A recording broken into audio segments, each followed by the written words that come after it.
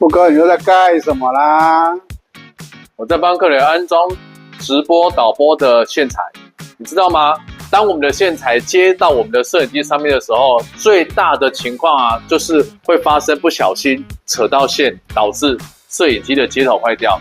那在我这边买直播的客人呢，我都会帮他像这个样子一样，把他会常用的线帮他理好，并且呢加装保险。你近点看这个地方，这个就是我帮他加装了保险。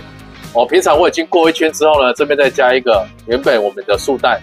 这个呢，就是让不小心扯到的时候呢，不会把我们的这接头扯坏。相对的 HDMI 的设定呢，也是一样。这是一个做赛事直播的组合，所以呢，我帮他全部把线理好之后，再把它全部整理好，让客人呢拿回去的时候就可以直接使用。如果你也想要把直播这个事情做好，欢迎找我们，我们会非常的贴心的帮你把这个东西都弄好哦。好啦，还想了解什么？欢迎私讯我，我们下次见，拜拜。